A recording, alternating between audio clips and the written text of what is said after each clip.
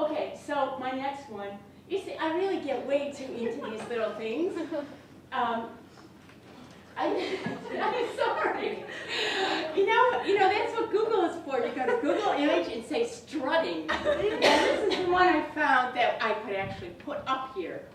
Okay, so what I'm trying to say is social enterprise is very important, but in some ways it's overplayed as if that's the answer, and it's not. But the key is to become literate in what it is and what it isn't. Even if it's not an area you personally want to engage in, if you're in a management and leadership role, it's really important when you hear that to not say, huh? But, you know, to engage around it and be part of the debate. Then a way to wrap it all up would be, go ahead, I think my PowerPoint is going to do its own thing. Thank you. The shift from inward to external. And I can't tell you enough, this was a big eye-opener for me when I learned about this a number of years ago, because traditionally to study nonprofits is to learn how to, it kind of goes back to that metaphor of the agenda on blue and the minutes on yellow and having all your ducks in order for the board of directors, when in the long run that didn't change a thing, except keep the paper manufacturers wealthy, I guess. So if you could go ahead and click one more. I'm sure you're familiar with this language about partnerships, collaboration, and I say it's more than a cliche because just typing the word partnership, I started thinking, oh my gosh, what does that mean anymore? Here at Great Cities, we're so focused on partnerships and we believe in collaboration so strongly that after a while it's like, well, what does it mean? You might say, yeah, I've heard about collaboration before. But it's more than a cliche. Having the skills to identify and cultivate those kinds of things is absolutely essential. And that'll be true whatever sector that you find yourself in going forward, not just the nonprofit sector. Almost done here. So you can expect, say, 5 years from now, to be working in some kind of hybrid organization, very likely, although I'm not trying to say all 1.6 million nonprofits are going to change overnight because it's uneven. And it's a trend, it's not something that I'm saying will happen everywhere. But by hybrid, I mean that the sectors blurring, and say a nonprofit might have a for-profit subsidy or work for a company that has that triple bottom line. Those kinds of things where being, having currency with all the sectors and understanding how to work together is really something that I encourage you to cultivate. So as I already said, I think you're in an incredibly competitive position to have the PA degree. And I want to encourage you, when you're applying for jobs and talking in interviews, to play up the fact that you have that exposure and ability to work across sectors, because it really means something, maybe more than you thought, maybe you're already aware of this. Someone used the phrase border managers, which I don't quite like, but the idea is not just managing the inside again, but becoming skilled at managing all the different kinds of interactions and relationships across the sectors. Now, I have 3 incredible grad students that work with me in the online program, and they're all graduating, which is my bad luck. And so I'm aware of them always talking about graduation or what they'll do. And so you might be saying, well, but I'm already graduating. I don't think I had anything in my courses that dealt with this. But I'm sure you're aware, more than any generation, you'll be learning the rest of your lives. And so some of the things I want to suggest, but that doesn't mean reading all these textbooks and writing papers, because I'm happy to tell you it does come to an end. And I get a little flippant, but you know, if you live long enough, you actually can pay off your student loans as well, which I was surprised when that did come, and then it was time to start paying my daughter's college tuition. Okay, so things you can do if say, well, that's great, but I don't have that skill right now. You can engage in volunteering. You can make sure you read about what is happening in these areas. Networking with people who are doing these things. Ask a lot of questions. And just make it a practice to incorporate that into your mindset is my recommendation. Now you're still in school. Here's some other things then.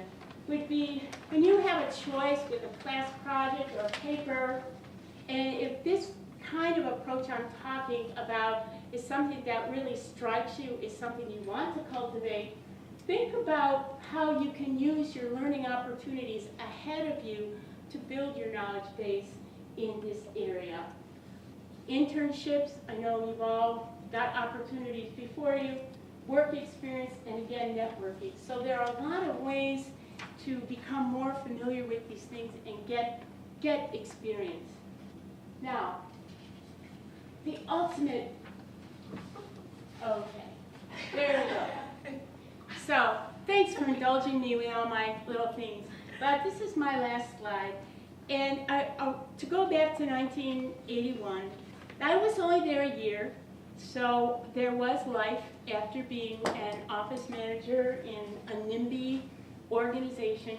But I would simply say, in closing as an observation, a lot of things do change. I do like my iPhone better than the rotary dial, no question, even if I'm still learning how to use it.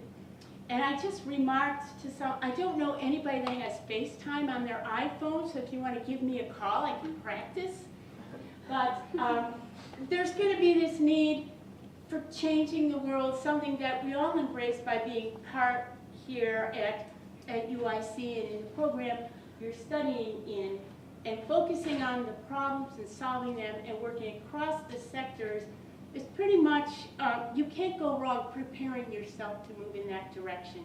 So I'll close with that, and thanks for putting up with my corny jokes and my quizzly PowerPoints. And Margaret, you're an excellent technical PowerPoint person. I know there's a job for me somewhere. Well, it's hard to follow an act like that because I'm certainly not the PowerPoint person, but I did prepare a couple. I'll use most of my time to answer questions, but I did prepare just 2 slides, and I wanted to just talk mostly about some suggestions and tips as you go out on the job market. A lot of the suggestions that I would have made are things that Kate sort of spoke to in terms of networking and that. And I'll go back to that, but I wanted to just, I was happy to see that Kate kind of talked about the blending and blurring of the sectors, because that is, everything that Kate said, I think I would affirm is very much the case right now, and that the PA degree is a fantastic degree to have in terms of its portability and in terms of your ability to be able to move back and forth between the sectors. As we know, people are now in management and administrative positions.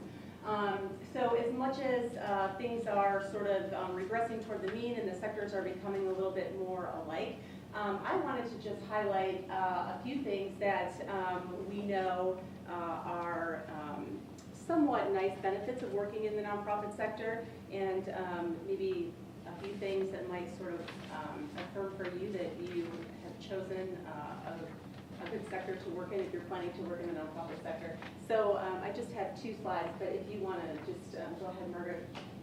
These are some findings. I don't know how many people know Paul Light. Paul Light, yeah, he's kind of a famous nonprofit guy. He's written a lot of columns. But anyway, so he has done big studies of not just manager level employee, management level staff, personnel, but employees at all levels of organizations across government, the nonprofit sector, and across the for-profit sector. And he finds some really interesting things.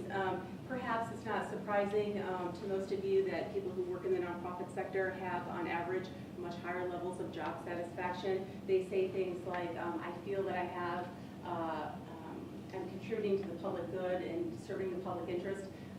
Interestingly, even more so than people who work in government organizations. So that's maybe not so surprising. They also say that they have more pride in their workplace than people who work for government or who work for for-profit organizations. We know that the public tends to view view nonprofit organizations as more trusted institutions than the other two sectors. And so I think that instills a sense of pride among employees when they're telling their family and friends about where they work. One thing that's interesting is that nonprofit employees, regardless of whether they are a manager or have an official administrative capacity or not, tend to have more flexibility in making decisions, more autonomy and discretion in being able to decide how they want to do their job, more discretionary decision making, and that provides a sense, I think, contributes also to the sense of job satisfaction that a lot of people have. You know, that most people don't want a boss dictating, you know, every move that they make. And you know, in government organizations, we know that tend to be a little bit more rule oriented. A lot of times, jobs are really tightly prescribed, and so in the nonprofit sector, people have a lot more flexibility in that area. Okay. Nonprofit employees have more opportunities to shape their roles and positions within an organization. Again, that's just the variety of tasks that, you know, this is kind of the flip side of, you know, you hear people in nonprofits say a lot of times that, you know, they wear all these different hats. So this is sort of the positive spin on that, right? So that instead of the burden of being able, having to wear all those different hats, the upside of it is that a lot of times people get to choose the kinds of skills that they want to learn. In my job that I worked in, I wasn't hired as a grant writer. I was hired as a clinician, but I found myself becoming a grant writer really quickly, and that's a skill set that I acquired, you know, because I wanted to. And so there's all kinds of opportunities, you know, for people to shape their roles. More flexible work hours, being able to structure one's own workday are things that we also know, you know, from these studies Paul Light has done, that people enjoy about working in the nonprofit sector. And the opportunities for promotions and being able to move up within not just your own organization that you're working in, but also kind of through the sector, through other organizations, which kind of brings me to my point that I'm going to make in terms of looking for jobs. And Kate talked about this networking. If you are working in the nonprofit sector, it doesn't matter if you're working in arts, if you're working in the policy community or advocacy, if you're working in human services. Being networked is just a part of the nonprofit world and a part of the day-to-day reality and experience. And so that alone provides a great vehicle for people to learn about jobs and to learn about opportunities. So being in the sector is a great way to get exposed to other job opportunities. So that is just a few things that, for right now anyway, maybe this 10 years into the future we won't see these same distinctions, but at this point in time, some things that are unique and sort of attractive about working in the nonprofit sector. And so that's all the slides I have. I'm sorry I don't have any dancing people or pie charts that spin, no fancy graphics. So. I think most of you sort of know my story because I've had a lot of you in class, but for those of you that don't, I took sort of the backwards route into public administration. I got a bachelor's degree and then a master's degree in social work, and I went to work for a nonprofit mental health organization in the Detroit area. And